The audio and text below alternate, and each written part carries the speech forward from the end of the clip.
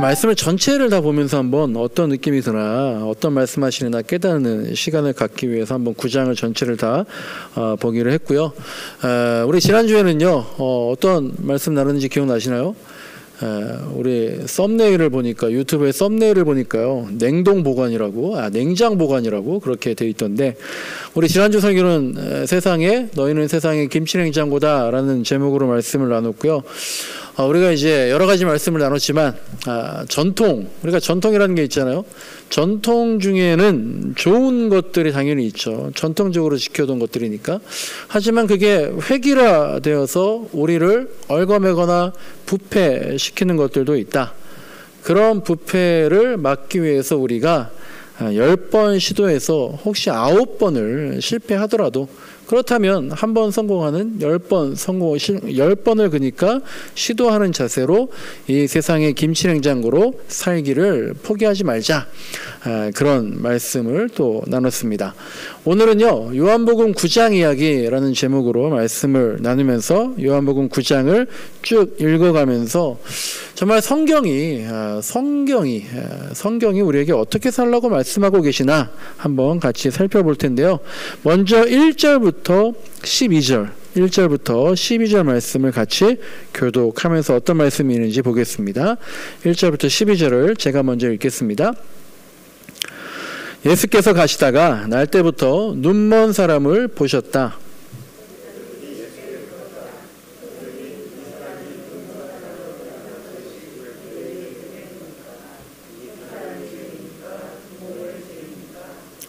예수께서 대답하셨다. 이 사람이 죄를 지은 것도 아니요 그의 부모가 죄를 지은 것도 아니다. 하나님께서 하시는 일들을 그에게서 드러내시려는 것이다.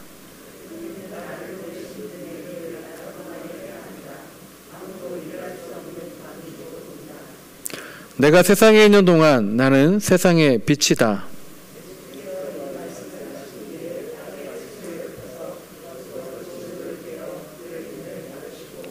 그에게 실로암 못으로 가서 씻으라고 말씀하셨다.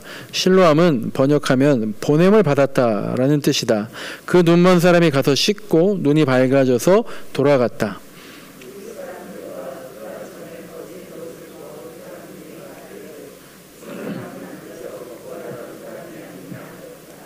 다른 사람들 가운데는 이 사람이 그 사람이다 하고 말하는 사람도 더러 있었고, 또 더러는 그가 아니라 그와 비슷한 사람이다 하고 말하기도 하였다. 그런데 눈을 뜨게 된 그 사람은 내가 바로 그 사람이요 하고 말하였다.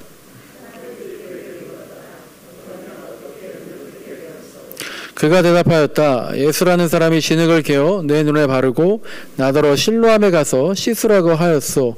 그래서 내가 가서 씻었더니 보게 되었소. 사람들이 눈을 뜨게 된 사람에게 묻기를 그 사람이 어디에 있소 하니 그는 모르겠소 하고 대답하였다. 아멘. 네, 읽다 보니까 또 되게 황당한 얘기가 나오죠. 눈만 떴을 뿐인데 저 사람이 그 사람이냐? 아니냐? 그렇게 궁금해하는 사람들이 있습니다. 네, 우리 예수님과 제자들이 이제 길을 가다가요, 시각장애인 한 명을 보는데요. 이 사람은 날 때부터 처음부터 모두가 다 알고 있는 앞을 못 보던 사람이다라는 겁니다. 그러니까 날 때부터 요한이 이렇게 기록한 이유는요, 아마도 이 사람은 정말로 맹인이었다. 진짜 맹인이었다. 즉 인간의 의술로는 치료가 불가능했다. 그런데 눈을 떴잖아요. 그러니까 사람들이 지금 벌써 이 사람이 그 사람이냐 아니냐 그렇게 물어보잖아요. 그러니까 이 사람이 눈을 뜨게 하신 것은 정말로 기적이었다. 없었던 일을 지금 거짓으로 얘기하는 게 아니야 라고 하는 것을 좀 더 부각시키기 위해서 요한이 날 때부터 맹인이었다라고 하는 표현을 쓴 것 같습니다. 어쨌든 이 시각장애인을 제자들이 봤는데요. 지나가다가 본 거예요. 거리를 구걸하고 있는 그 시각장애인을 봤더니 예수님의 제자들이 이렇게 질문을 하고 있는 거예요. 2절에 보니까 선생님, 이 사람이 눈먼 사람으로 태어난 게 누구의 죄 때문입니까? 이 사람의 죄입니까? 부모의 죄입니까? 이 질문을 보니까요, 어떻게 보면 제자들이 참 잔인하다라는 생각이 들어요. 왜냐하면요, 지나가다가 구걸하는 사람 봤는데 앞을 못 봐요. 근데 앞을 못 보는 그 사람을 두고 안타까운 마음을 표현하거나 어떻게 하면 도와줄 수 있을까라는 걸 말하지 않고 다짜고짜 한다는 말이 이 사람은 죄인이다라고 단정해버리고 있기 때문이고요. 예수님께 한다는 말이 어떻게 주님 좀 고쳐주실 수 없을까요? 라고 하는 게 아니라 기껏 물어본다는 것이 예수님, 이 사람이 지금 죄인인 이유는 이 사람의 죄 때문입니까? 아니면 부모님의 죄 때문입니까? 라고 물어보는 거죠. 가다 보니까 물에 빠진 사람이 있어요. 근데 그 물에 빠질 사람 건져내야지. 어떻게 건져낼 수 있을까? 막 이런 게 얘기하는 게 아니라, 야, 저 사람은 왜 또 물에 빠졌을까? 한번 맞춰보자. 라고 하는 그런 거랑 똑같은 거죠. 이 맹인이요, 이 시각장애인이 몇 살인지 모르겠지만 나중에 읽다 보면 장성한 사람이다라고 하는 그런 표현이 있거든요. 그러니까 이 사람은 비록 아픔 못 보고 비록 그래서 할 수 있는 게 없어서 구걸을 하는 거린으로 살아가지만 이미 몇십 년을 그렇게 앞을 못 보는 사람으로 살았기 때문에요, 이제 그냥 좀 나름대로 내성이 생겨서 당연히 힘들겠지만 그래도 하루하루 그냥 살아가고 있습니다. 그래서 그날도요, 그냥 그렇게 하던 대로 큰 뭐 기쁨이나 감흥도 없지만 큰 갈등도 없이 그냥 하던 대로 앉아서 구걸을 하고 있는데 갑자기 자기 얘기를 하는 소리가 들리는 거예요. 자기 얘기는 잘 들리잖아요. 그 얘기가 근데 이제는 내가 좀 잊고 살아야지. 이제 내 주변에 있는 사람들은 이미 말할 만큼 다 말했으니까 이제 더 이상 모욕적인 말은, 너 죄인이잖아, 그런 모욕적인 말, 더 이상 내 가슴을 후벼 파는 말, 이런 것들은 안 들어도 되겠지 했던, 이미 벌써 수십 년을 그렇게 살았으니까 그런 말은 더 안 들겠지라고 하고 있었던 그 말을 지금 예수님의 제자들이 하고 있는 걸 이 맹인이, 이 거린이 듣고 있는 겁니다. 그런데 이제 어쨌든 이 제자들이 그런 말을 했던 것은 정말 그 말이 정말 궁금했기 때문이기는 해요. 그건 바로 이제 아픈 거, 병이 있는 거, 특별히 날 때부터 아픈 거에 대한 기원이 뭐냐라고 하는 건데요. 계속 이제 여러분들 들어보셨겠지만 구약에서는요, 병은 더러운 것이고요, 병은 죄의 결과다라고 하는 거죠. 그런데 이제 이 사람은요, 특별히 날 때부터 병이 있었기 때문에, 그렇게 병이 있다면요, 아픔이 있다는 거는 죄를 지었다라는 말인데, 주님, 이 사람은 세상에 나오기도 전인 태아에 있을 때부터 그렇게 병이 있었다는 얘기는 결국 나기 전부터, 태중에 있을 때부터 죄가 있었다는 말입니까? 아니면 어떻게 태중에서 죄를 져요? 그러면 아니면 부모의 죄를 대신 받았다는 말입니까? 라는 거죠. 그러니까 제자들이 질문하는 거는요, 주님, 이 맹인이 죄인입니까? 아닙니까? 이게 아니라 이 사람의 죄는 자기의 겁니까? 부모의 겁니까? 라는 걸 물어보는 거죠. 그러니까 제자들은요, 이 사람은 벌써 일단 죄인이에요. 이 사람이 죄인일까요? 아닐까요? 이게 아니라요, 그냥 죄인이다 라는 걸 깔고 들어간 겁니다. 그리고 이제 좀 전에 말씀드린 것처럼, 아니 배 밖으로 나오기 전인, 태어나기도 전인 어머니 뱃속에 있을 때부터 죄를 지을 수 있다라고 당시 유대인들이 얘기를 했거든요. 뱃속에서부터 죄를 지었기 때문에 저렇게 배가 죄인, 병자가 된 것이다 라고 하는 그 유대인들의 말이 참말입니까? 라는 그 두 가지를 물어보고 있는 거죠. 그러니까 이게요, 뭐 2000년 전 얘기니까 신기하죠.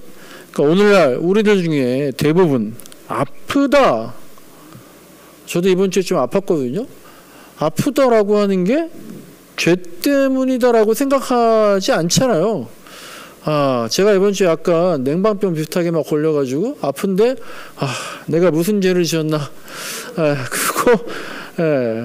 질병이 자기 관리를 잘 못해서라고 하는 걸로 생각하지만 범죄의 결과다라고 생각하지 않잖아요. 라고 말하면 정말 그런가 하는 생각이 또 들기도 하잖아요.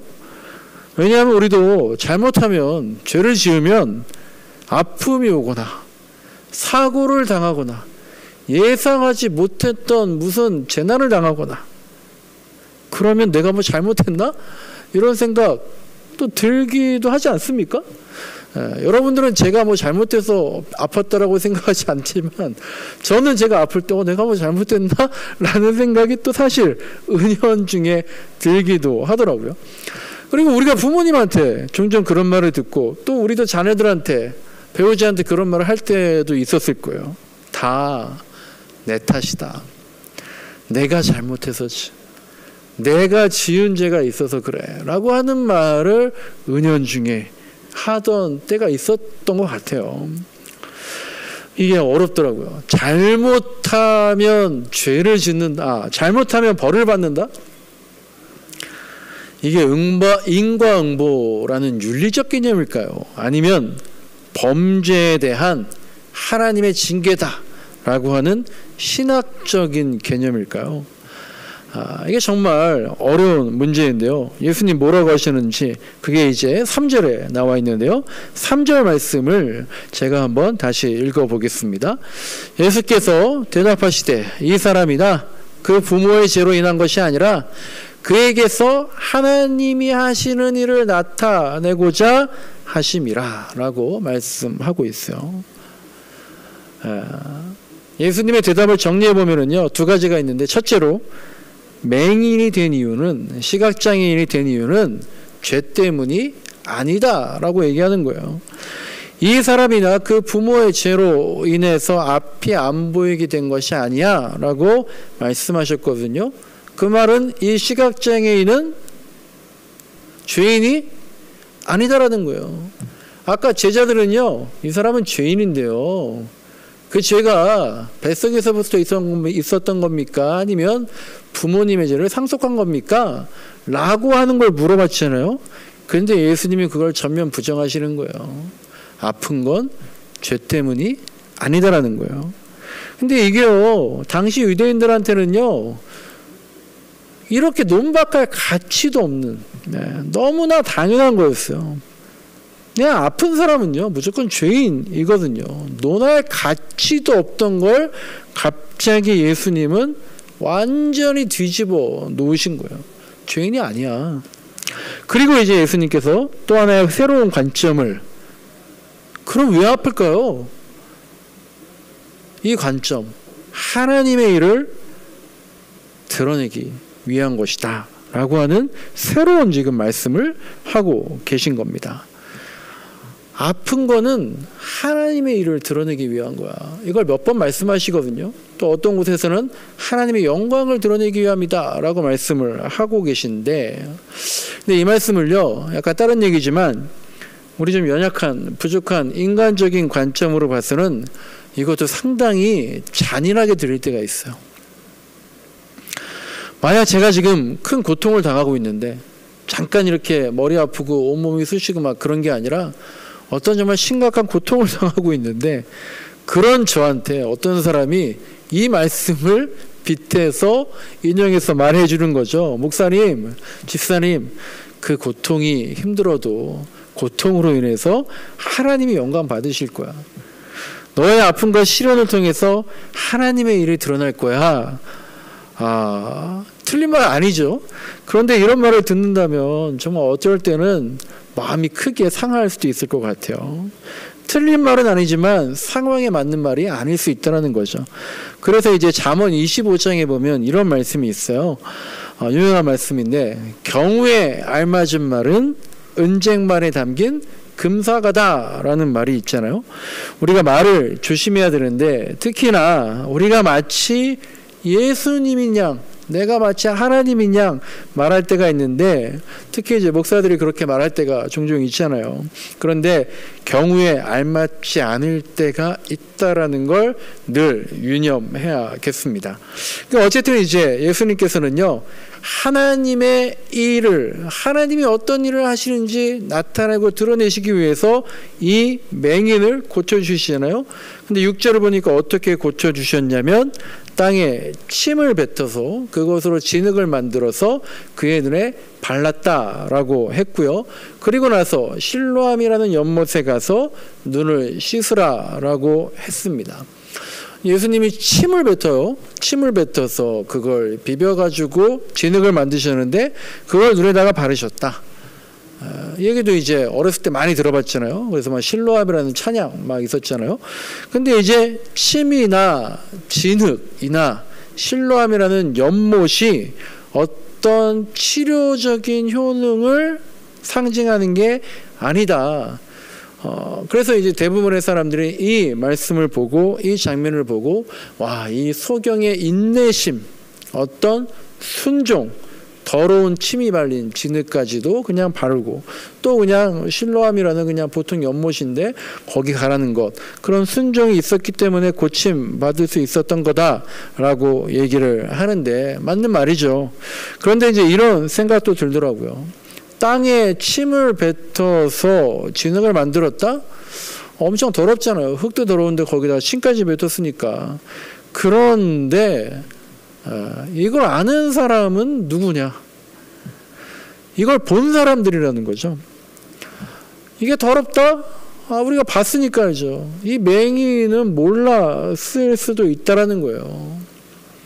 그러고 보면 이 날 때부터의 맹인을 자신의 죄 때문이다, 아니다, 부모님의 죄 때문이다 라고 말하는 것도 다 옆에 있는 사람들이 말하는 거고요. 침 뱉은 진흙이 더럽다, 그런데도 순종하더라, 이런 얘기를 하는 것도 다 본인이 아니라 다른 사람들의 말일 뿐이다 라는 생각도 들어요. 저희 집에 이제 강아지가 온 지 벌써 한 4, 5개월 되는데요. 이 도코가요, 옥상에 올라가서 이제 배변을 시키면요, 올라가서 이제 자꾸 요즘도 바퀴벌레를 먹어요. 그럼 저희가 아주 막 질색을 하죠. 그렇지만 도코는 너무 좋아서 입맛을 쩝쩝 다져요. 그러니까요, 우리만 더럽다고 보는 거예요. 우리만 질색하는 거예요. 도코는요, 우리를 보고 그렇게 생각할 수 있을 것 같아요. 너희들만 그렇게 더럽게 생각하는 거다. 나는 아주, 우리 집은 간식도 안 주니까, 사료만 주니까 별식 중에 별식이다 라고 생각할 수도 있지 않나라는 생각이 드는 거죠.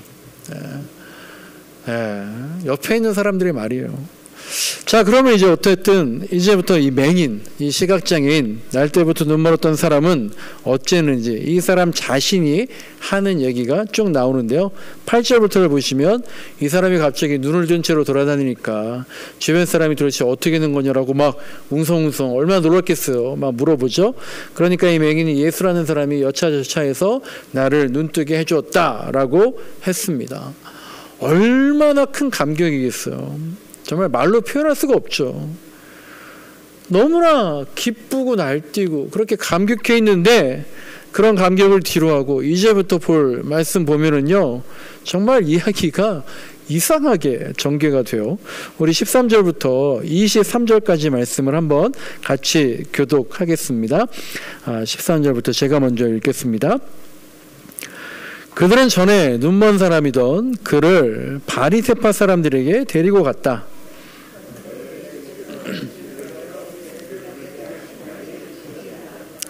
바리새파 사람들은 또다시 그에게 어떻게 보게 되었는지를 물었다. 그는 그분이 내 눈에 진흙을 바르신 다음에 내가 눈을 씻었더니 이렇게 보게 되었습니다 하고 대답하였다.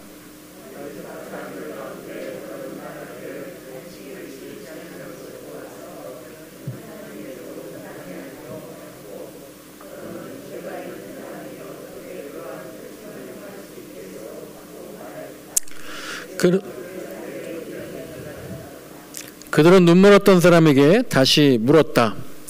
예수가 당신의 눈을 뜨게 하였는데 당신은 그 예수를 어떻게 생각하오? 그가 대답하였다. 그분은 예언자입니다.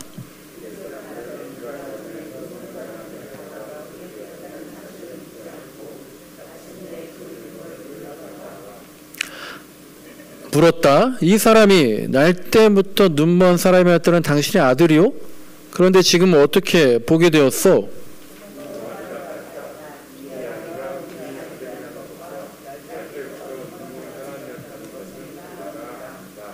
그런데 우리는 그가 지금 어떻게 보게 되었는지도 모르고 또 누가 그 눈을 뜨게 하였는지도 모릅니다. 다 큰 사람이니까 그에게 아들에게 물어보십시오. 그가 자기 일을 이야기할 것입니다.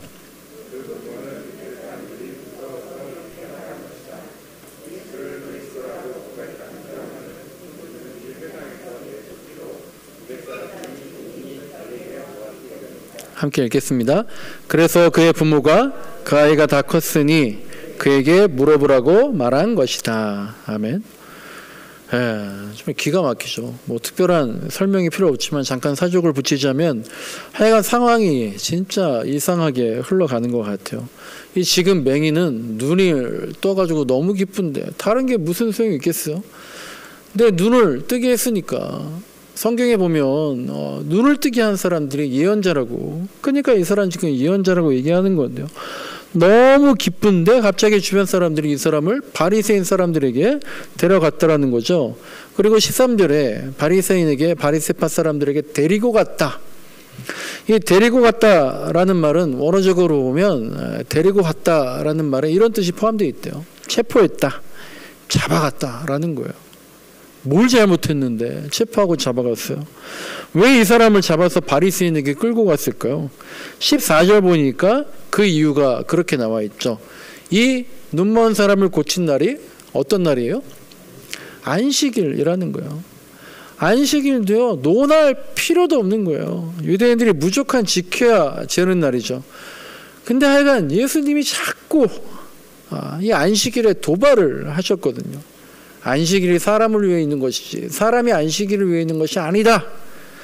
이번에도 또 굳이 안식일에 이 시각장애인을 고쳐주셨고 여기에 불편하죠.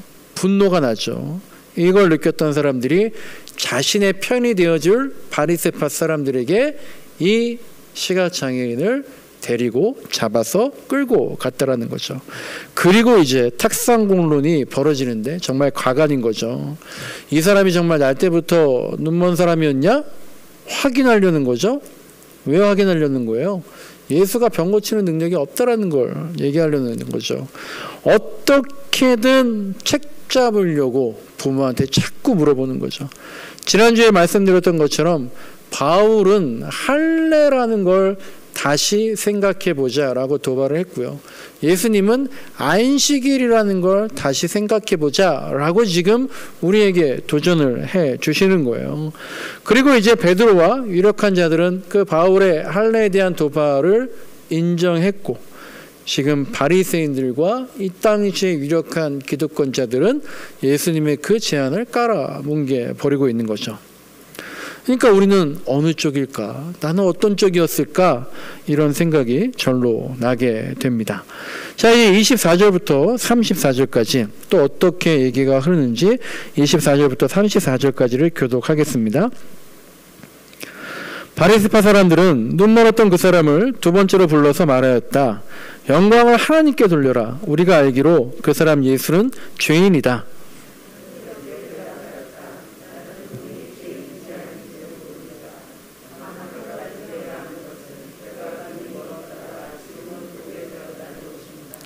그래서 그들은 그에게 물었다. 그 사람이 너에게 한 일이 무엇이냐? 그가 너의 눈을 어떻게 뜨게 하였느냐?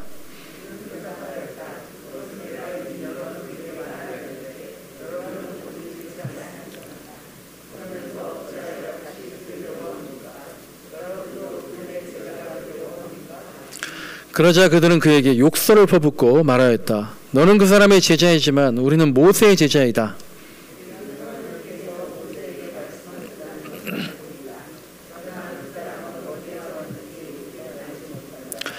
그가 그들에게 대답하였다. 그분이 내 눈을 뜨게 해 주셨는데도 여러분은 그분이 어디에서 왔는지 모른다니 참 이상한 일입니다.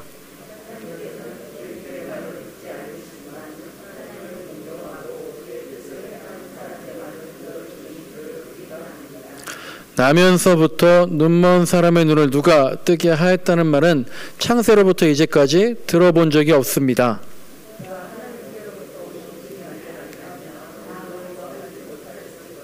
함께 읽겠습니다. 그들은 그에게 말하였다.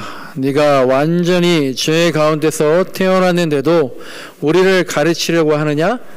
그들은 그를 바깥으로 내쫓았다. 네. 정말 제가 만약에 이런 상황이라면 미치고 환장했을 것 같아요. 정말 힘든 고문 중에 하나가 대답한 거 또 묻고 이미 말한 거 또 말하라는 거죠. 정말 미칠 것 같은 거죠. 그리고 질문이라는 것도 제가 계속 말씀드리는 게 있잖아요. 정말 몰라서 물어보는 건지 아니면 내 편인지 아닌지 확인하려고 물어보는 건지 지금 그 상황이거든요. 사실을 말하라는 게 아니라 내가 원하는 답을 내놔라 라고 지금 바리새인들이 날 때부터 문번제였던 여자에게 얘기를 계속 하고 있는 장면이니까 이 맹인이었던 사람이 정말 어찌할 바를 모르고 있고 오히려 지금 죄인으로 몰리고 있는 장면입니다. 자, 이제 마지막으로 35절부터 41절 끝까지를 같이 읽어보겠습니다. 제가 35절 먼저 읽겠습니다. 바리새파 사람들이 그 사람을 내쫓았다는 말을 예수께서 들으시고 그를 만나서 물으셨다. 내가 인자를 믿느냐?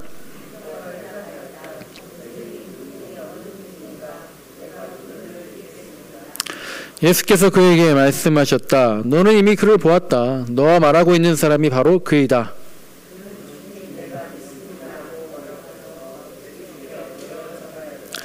예수께서 또 말씀하셨다. 나는 이 세상을 심판하러 왔다. 못 보는 사람은 보게 하고 보는 사람은 못 보게 하려는 것이다.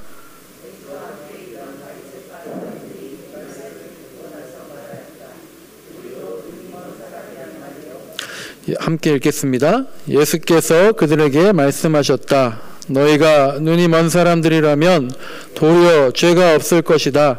그러나 너희가 지금 본다고 말하니 너희의 죄가 그대로 남아있다. 아멘. 이 마지막 41절 말씀이 정말 눈물겹습니다. 너희가 눈이 멀어서 보지 못했더라면 도리어 죄가 없을 텐데 너희가 지금 본다라고 말하니까 너희가 지금 죄가 그대로 남아있다라는 거예요. 모르면 차라리 죄가 없을 텐데 안다라고 하니까 그럼에도 불구하고 너희가 이렇게 하니까 죄가 남아있는 거다라는 거죠. 제가 요새 어떤 책을 보고 있는데 눈이 안목이라 그러더라고요. 안목. 눈이 이치라 그러더라고요. 근데 이치를 무시하고 보니까 예수님이 안목으로 보지 않으니까 오히려 보는 게 죄가 된다라는 거예요. 펭귄 중에요. 퍼스트 펭귄이라는 말 혹시 퍼스트 펭귄이 있다는 얘기 들어보셨을 겁니다. 펭귄이 이제 먹이를 구하기 위해서 그 얼음 위에서 바다로 뛰어 내려가는데 다 무서워서 못 뛰어 내린다는 거예요. 왜냐하면 바다에 들어가면 곰도 있고 또 이제 바다 표범 같은 천적이 있으니까 선뜻 뛰어들지 못할 때 동물 중에 그럴 때 한 마리가 나서잖아요. 그때 이제 맨 앞에 있던 한 마리 펭귄이 물속으로 뛰어든다라는 거예요. 그렇게 한 마리가 뛰어들면 다른 펭귄들도 두려움을 극복하고 계속 뛰어들어서 물속에 들어가서 먹이를 잡아 먹는다. 이렇게 이제 위험하고 불확실한 상황에서 주저주저할 때 퍼스트 펭귄이 다른 펭귄들의 참여를 이끌어내는 역할을 한다라는 거죠. 근데 또 어떤 책 보다 보니까 그런 얘기가 있어요. 가룟 유다 양이라는 게 있대요. 양 중에 가룟 유다 양이 있대요. 이 양은 어릴 때부터 이제 양들보다도 예를 들면 뭐 반려견, 강아지나 고양이처럼 사람들하고 더 친하게 지낼 수 있도록 훈련을 받는데요. 그래서 사람 말을 잘 듣는 양이 있대요. 그 양들이 이제 양들 사이에 끼어 있다가 주인이 신호를 하는 거예요. 뭐 휘파람을 불든지 신호를 하면 이 가룟 유다 양이 갑자기 맨 앞장서서 막 뛰기 시작한다라는 거죠. 양들의 습성이 또 그렇다 그러잖아요. 한 마리가 뛰어가면 뭔지도 모르고 다 뛰어간다 그러잖아요. 그러니까 양들이 그 양을 따라서 막 뛰기 시작하는데 그 가룟 유다 양을 뒤따르는 양들은 지금 왜 뛰는지 어디로 가는지도 모르는 거죠. 근데 가룟 유다 양이 어디로 가는 거냐면 도살장까지 가는 거예요. 그래서 도살장 앞에서 자기는 옆으로 슉 빠져요. 그러면 이제 그 뒤따르던 양들은 다들 그냥 도살장 안으로 들어가서 거기서 생을 마감하게 된다라는 거예요. 그래서 그 양을 가룟 유다 양이라고 부른대요. 네. 예수님은 지금 퍼스트 펭귄입니까? 가룟 유다 양입니까? 예수님 당연히 우리가 퍼스트 펭귄이라고 생각하죠. 바리새인들은 어떻게 될까요? 제가 정말 궁금한 것은 여기에 나왔던, 오늘 본문에 나왔던 이 날 때부터 맹인이었던 사람은 결국 퍼스트 펭귄인 예수님을 따라갔을까요? 가룟 유다 양인 바리새인을 따라갔을까요? 그리고 저희들이 만약 거기에 있었다면 저희들은 또 누구를 따라갔을까요? 그래서 지금 저와 여러분은 누구를 따라가고 있는가? 이런 게 궁금하더라고요. 혹시 우리도 차라리 못 보는 맹인이었다면 좋았을 사람으로 살고 있지 않은가? 눈은 뜨고 있지만 예수님의 이치를 볼 안목은 없이 살아가고 있지 않은가라는 생각이 들었습니다. 말씀을 마칩니다. 주일 설교를 준비하면서 어떤 말씀을 정할까, 어떤 말씀을 전할까, 이게 이제 목사들의 다 고민이죠. 그런데 이제 성경이 그렇게 두꺼운데도요, 목사들이 맨날 고민하는 거예요. 어떤 말씀을 전할까, 어떤 말씀을 전할까. 그 중에서도 몇 절만 정해서 말씀을 전하다 보니까 때로는 이제 목사들도 그런 생각을 하는 거예요. 내가 이 설교에 내 생각이 더 많이 투영되는 거 아닌가라는 생각이 들 때가 있는 거죠. 그래서 이제 성경 한 장을 다 한번 읽어보자, 그 스토리를 다 봐보자 라고 하면서 그 중에 이제 요한복음 9장을 보게 된 건데요. 제가 이제 요새 1:1 성경 공부를 하면서 계속해서 드는 생각이, 그래서 계속해서 하는 말씀이 하나 있잖아요. 말씀, 성경, 말씀과 기도밖에 없다. 그게 이제 큐티잖아요. 그래서 기승전 큐티다. 이번 주에 이제 큐티 하면서 갈라디아서를 보는데, 지난주에 이제 갈라디아서 말씀 설교했잖아요. 갈라디아서 5장, 6장 주말에 읽으면서요. 정말 너무 제가 갈라디아서 5장 6절 몰랐던 말씀이 아닌데 정말 이 말씀밖에 없구나라는 생각이 들었습니다.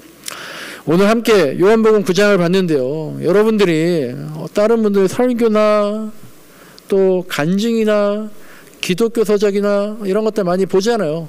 이런 것도 좋지만 정말 내가 말씀, 성경 자체를 잘 보면서 내가 퍼스트 펭귄이신 예수님 따라가는 그런 정말 주님과 함께하는 그런 고요한 시간을 날마다 가지면서 살아가는 그런 삶을 살아가시길 간절히 소망합니다.